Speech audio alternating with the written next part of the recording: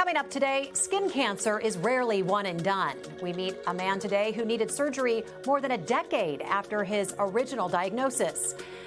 And we'll talk more about his journey to survivorship and the best ways to protect your skin this summer.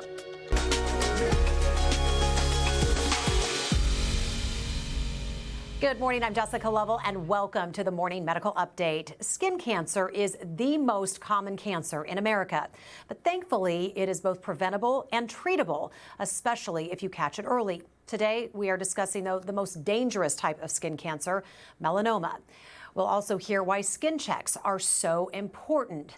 And when checking your skin at home, remember these three words: new, changing, and unusual. Take note of any new moles or blemishes you have. Also check if your spots are changing in color, size, shape, or texture. And be vigilant with any spots that have any unusual outline or are constantly itching or hurting. And if you do see something concerning, do not delay in asking your doctor or getting to a dermatologist. And then later, we're going to ask about the newest advancement in skin cancer, a brand new cell therapy for metastatic melanoma. We'll get to that in a bit, but right now I am joined by Dr. Gary Doolittle, sitting right here next to me. He is an oncologist at the University of Kansas Cancer Center, specializing in melanoma. He is also the medical director for the Masonic Cancer Alliance. Good to see you. Good to see you. As always. We also have across from me Dr. Luke Selby. He is a surgical oncologist specialized in skin cancer treatment and research. And we've got Kevin Shea with us today. He is a melanoma survivor. Thank goodness. How are you? I'm doing well. How about you? Very good. Just glad to have everybody sitting here today to talk about something really, really important and that can affect really anyone. So, Kevin, I want to start with you. You were first diagnosed with melanoma 12 years ago. Mm-hmm. How did you end up getting diagnosed? What did you notice? So, yeah, I was initially diagnosed 12 years ago. I was 25 years old at the time. I had a really suspicious mole on my left forearm, and everybody around me was really concerned about it. What did it look like? You say, what does suspicious look like? It had probably all the characteristics of melanoma. It was larger than a pencil eraser.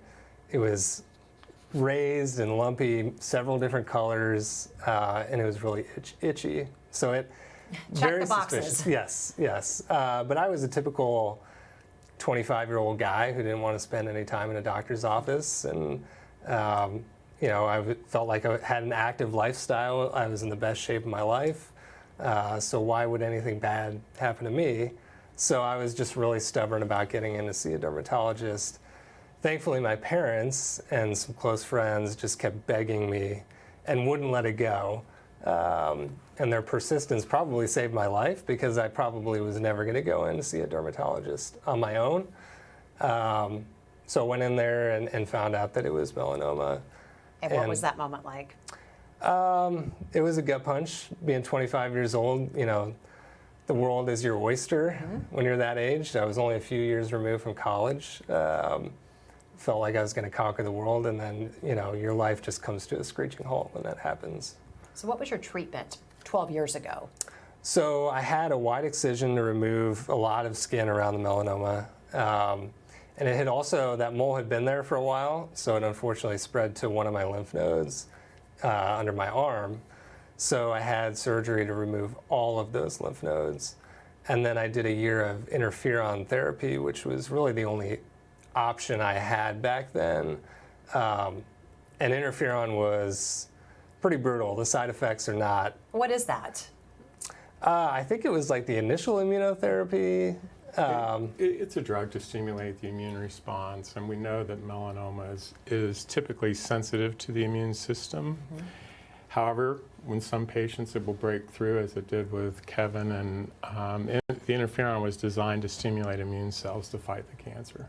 So lots has happened in 12 years. A lot has Which is where you two are going to come in here in just a moment. I want to talk about family history and your grandfather. Mm-hmm. Tell us about him. I know you shared some photos, but I want to talk about this guy right here, because he passed away of melanoma. He did, yes. So melanoma actually runs on both sides of my family tree. But my grandfather had it the worst. He passed away when I was in high school. So sadly, I had always assumed I would one day have melanoma, given the family history and exposure to the sun. Because you were out doing Very stuff active. in the water and golfing, and I know we've got some photos of just you out doing life. Yeah, I played when I was a kid. I played golf almost every day in the summer. I had a lawn mowing business. I ran cross country in high school. I was outdoors more often than I was inside. Knowing your family history, though, were you vigilant about wearing sunscreen and protecting yourself? No, as a kid, my parents took care of me. They slapped the sunscreen on me and wouldn't let me go in the pool without it.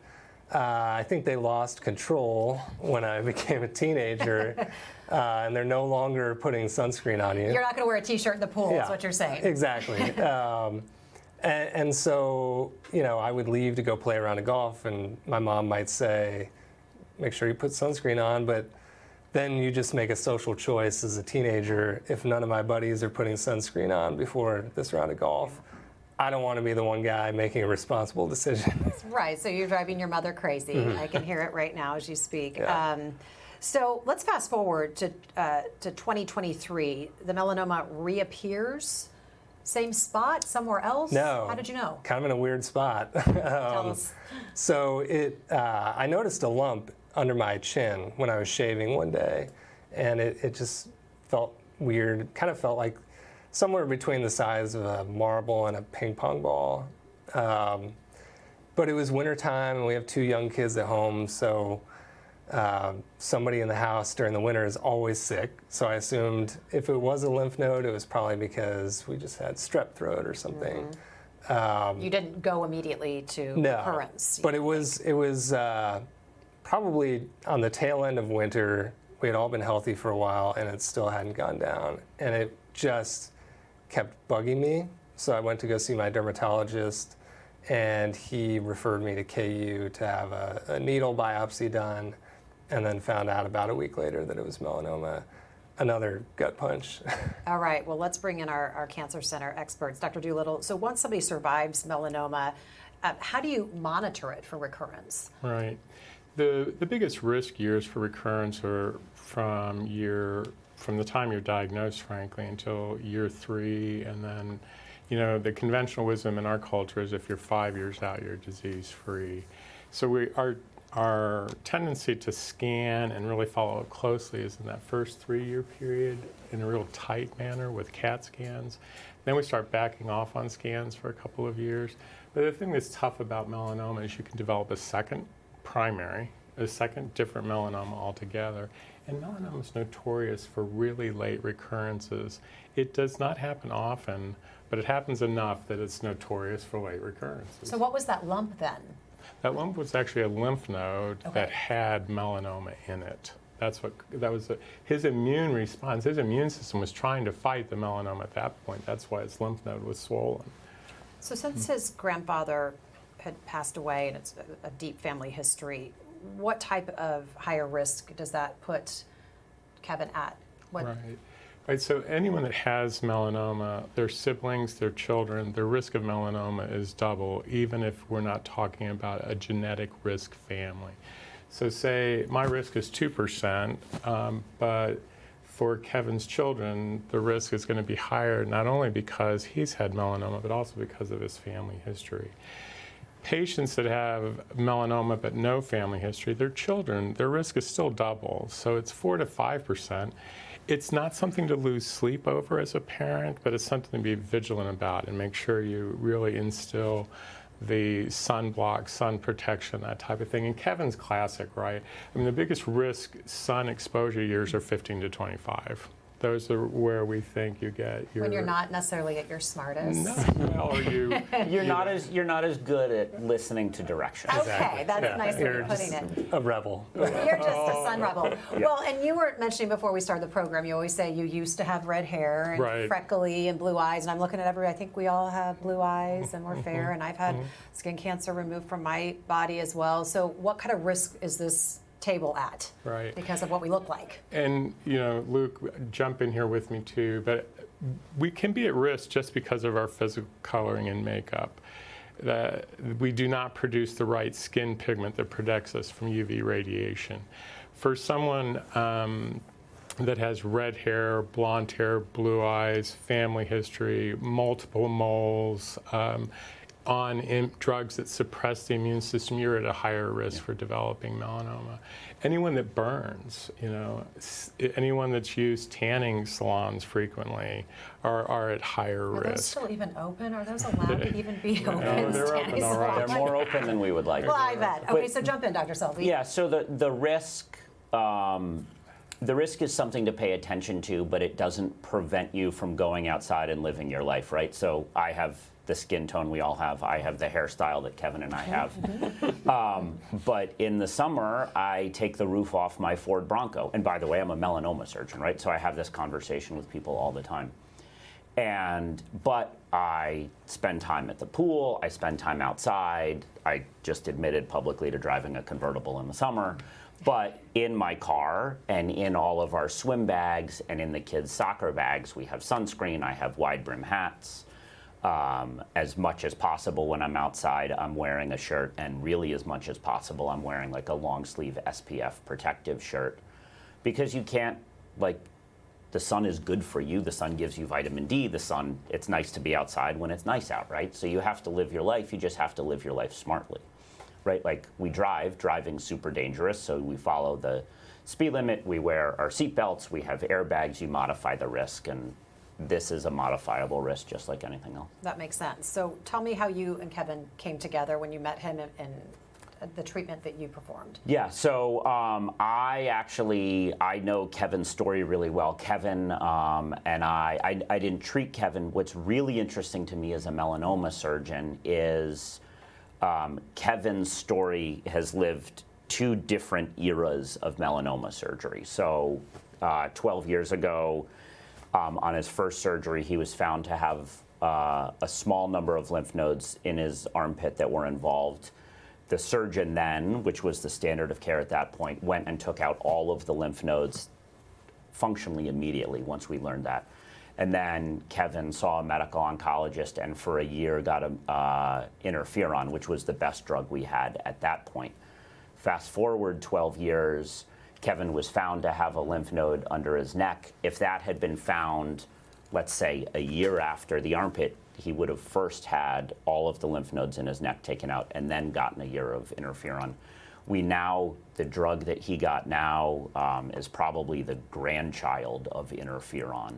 Much, much better and much easier to tolerate. So Kevin said interferon's incredibly hard to tolerate. We now tell all of our patients with immunotherapy it's really easy to tolerate. And he got that medication first to teach the immune system, to better teach the immune system how to recognize melanoma with a little bit of melanoma still in place. And then the surgeon went in and sort of cleaned up the rest. So you know Kevin's case very, very well. I didn't do the surgery, but what is involved in the neck dissection surgery? What is that and what's the goal? Anytime someone is found to have a lot of melanoma in a lymph node, and there's some nuance here, but if you're found to have a lot of melanoma in a lymph node, what the surgeon's going to do is go in and take out not only that one lymph node, but the rest of the lymph nodes in that anatomic region.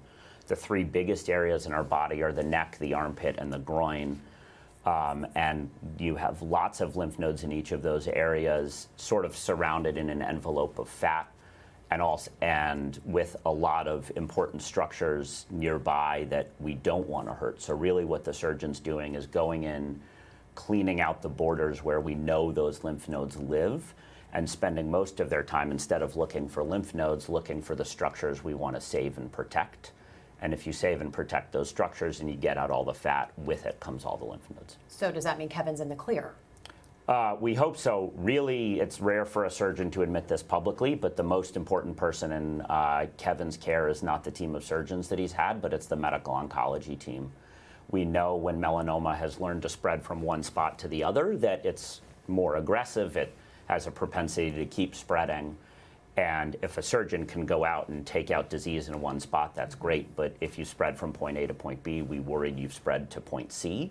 And medication, what we call systemic therapy, that's going to go everywhere, is really the most important thing. So Dr. Doolittle, we know we're supposed to get skin checks every year. Is that how often you're going to see Kevin, or more often? Oh, we'll see Kevin more often. We're great friends and will continue to be. You never thought you were going to be friends with Dr. Doolittle, did you? Every 3 to 4 months for a while yet. And then this will go on for 5 years Okay. at least, and then even annually after that. The skin checks will continue for life. You know, it is about kind of approaching your life just a little bit differently, but still living your life, right? Still going about and doing the kinds of things you want to do and enjoy. That's when Dr. Selby was talking about sun protection, sun safety. Go enjoy yourself. Just protect yourself in the Just process. be smarter. Right. Be smarter. So, Kevin, I know you learned a lot more about this than you ever wanted to, but the best part is the sound of the bell. And I want to share some video here from that moment.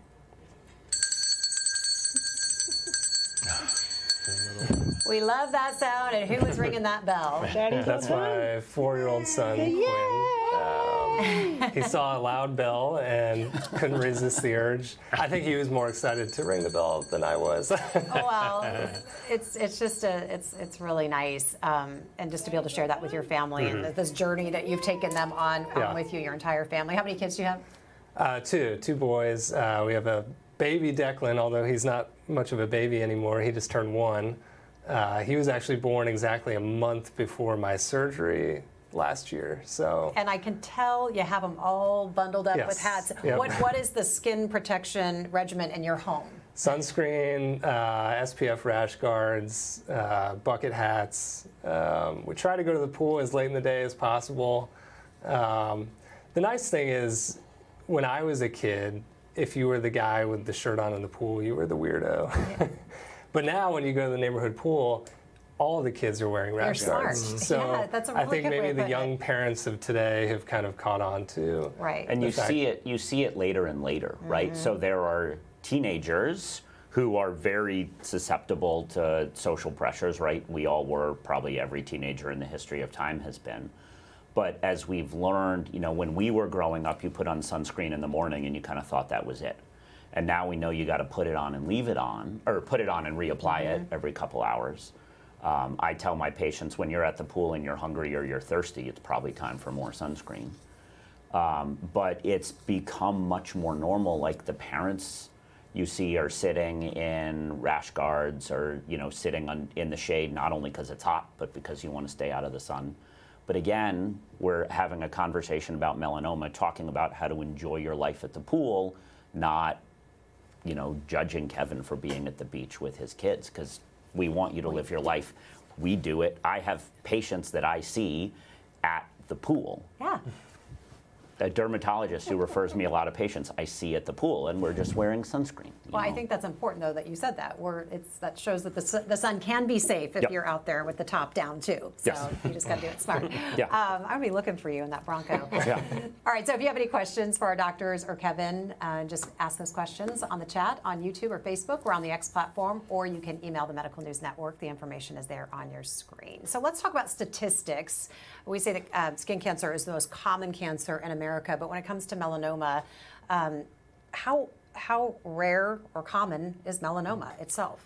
So each year, almost 100,000 people are diagnosed with melanoma, and what Dr. Selby and I are talking about is trying to keep patients away from us, right? And I would disagree with Dr. Selby a little bit, because I do feel really strongly that this is a surgical disease.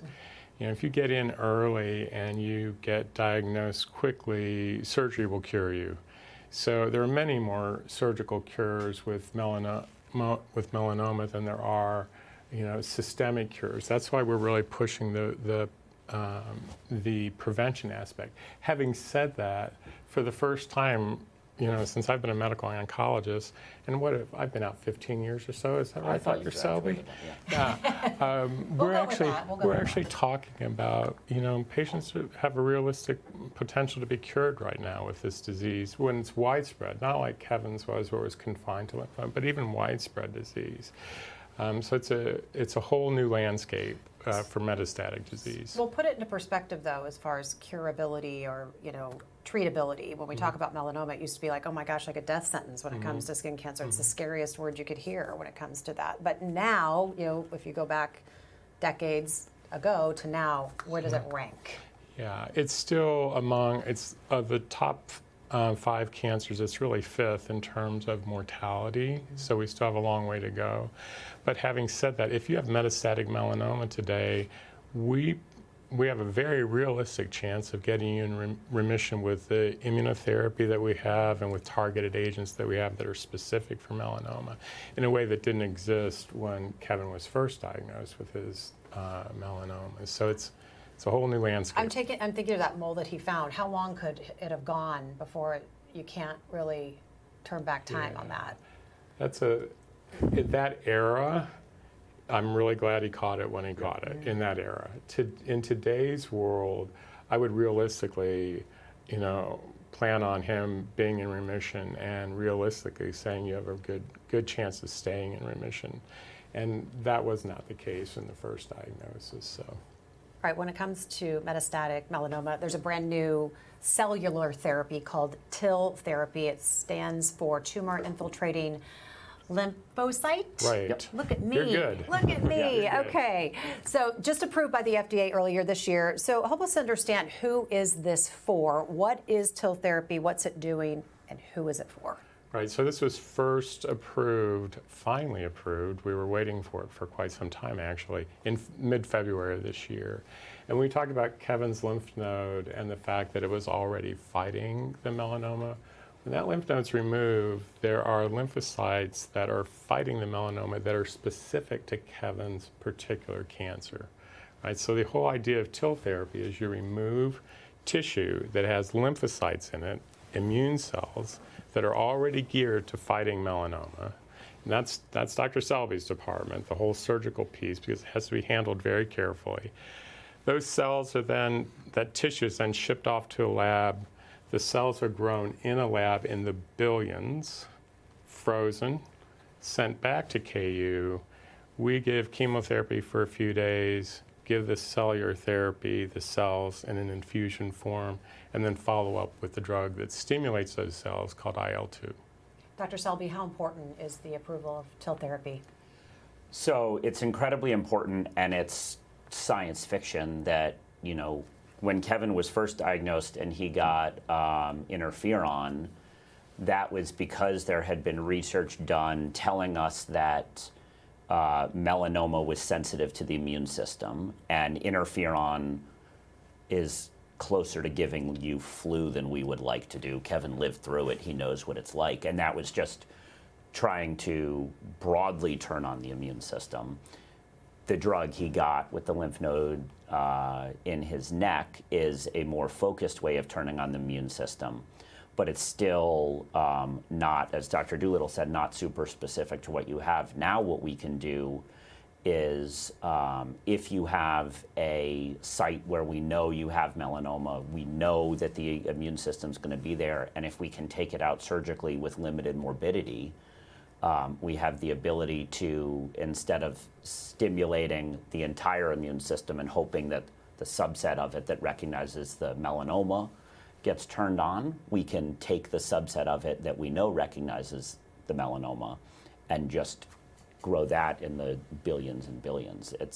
We're still early, we're still learning how to do it, we're still really learning how good it's gonna be, but we know, that the drugs that 5 years ago, 10 years ago were science fiction, they're phenomenal, right? Dr. Doolittle just said we can talk about remission with these drugs, and we never said that before. We can talk about cure, and we never said that before.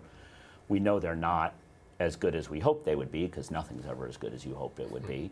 But we know that Til is going to be the next thing, and then there's going to be something else after it, there's going to be something else after it. And our hope for a long time, melanoma was so scary because you got it and we didn't have many options, unlike other cancers where we've had many options, and Til is sort of the next really good option for us. So we're really excited. A lot of treatment developing, but in the spirit of trying to keep people out of your office and away from you too. And I know you guys are besties, but we want to eliminate that as much as possible. So let's talk about some tips.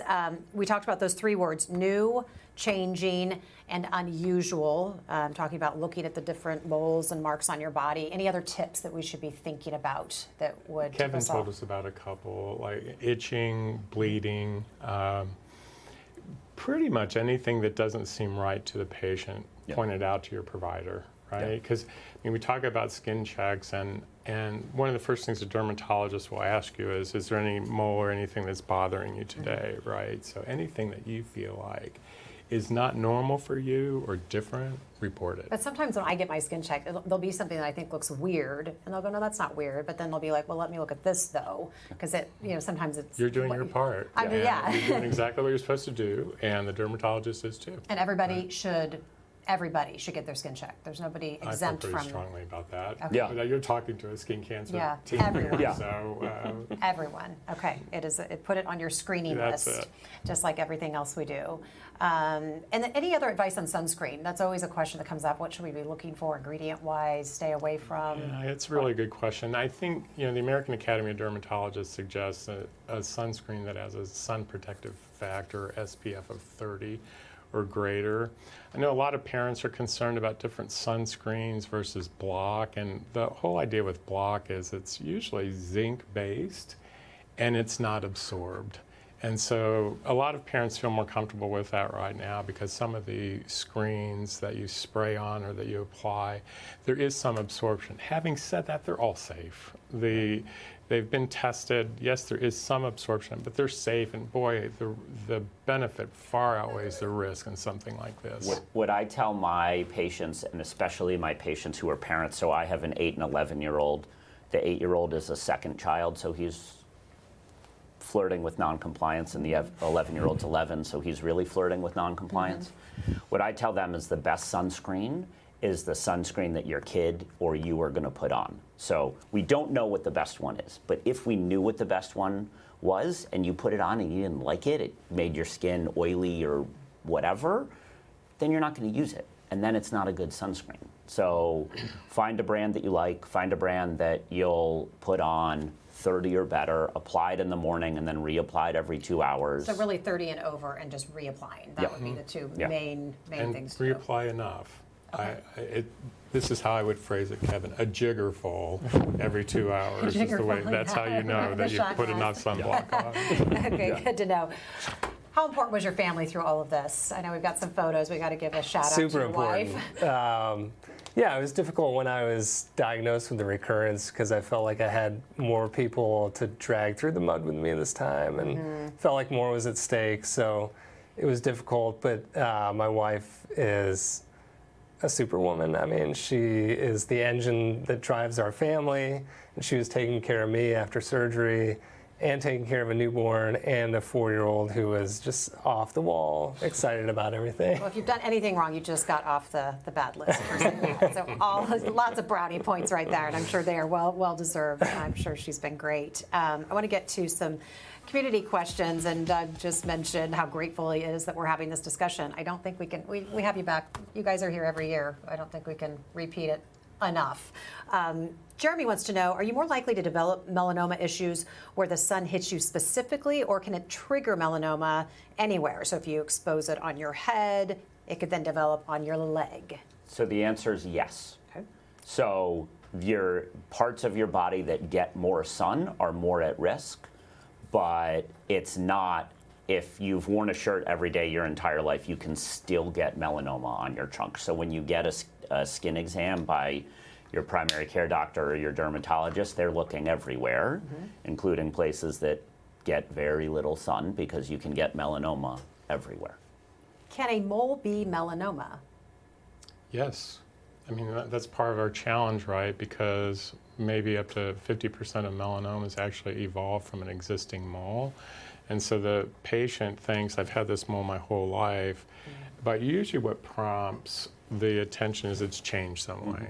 It's itching, it's bleeding, it doesn't look the same. Okay, right? the changing almost sounds like that is, it's doing something weird on your Most skin. moles aren't melanoma, right? Most Right. moles are moles. And they're just going to stay looking and they're and just feeling going the to same. stay that way. But if you've, I mean, I've got, I don't know, 20 moles on my forearm that have been there forever, and I don't look at them every day, but I look at them from time to time. And when I notice, if I notice it was going to change, I've got 20 dermatologists' cell phone numbers, and I would text one, and I'd text my dermatologist and get in right away. Great conversation today. Lots of takeaways, but what do you think the number one is today? I think the number one is that you should practice good sun protection and good sun hygiene, but you're allowed to do that going out in the sun. It's about to get nice. We don't want to scare people, but we don't want you to be reckless. Put that top down. Yeah. Just be smart. Just be responsible. Be responsible. That's right. All right, Dr. Doolittle, what is the big takeaway today? I would say if you've recently been diagnosed with melanoma, just remember that there have been amazing changes in the last decade. And I think it's so common for patients to get on the internet and read. And a lot of what you read out there is really good information, and a lot of it's really dated.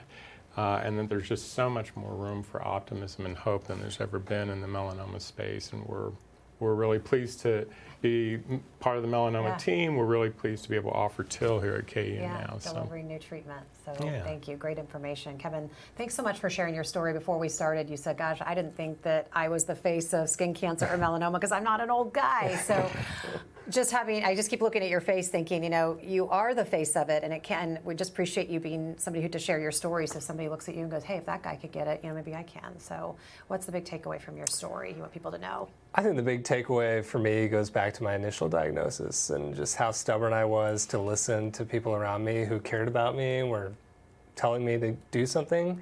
So I would say if you have somebody in your life who's telling you to go see a doctor either for a physical ailment or whether it's mental health or addiction or something, that person's not saying that to be annoying or a nuisance to you. They're telling that to you because they care about you and they want you to do something about it.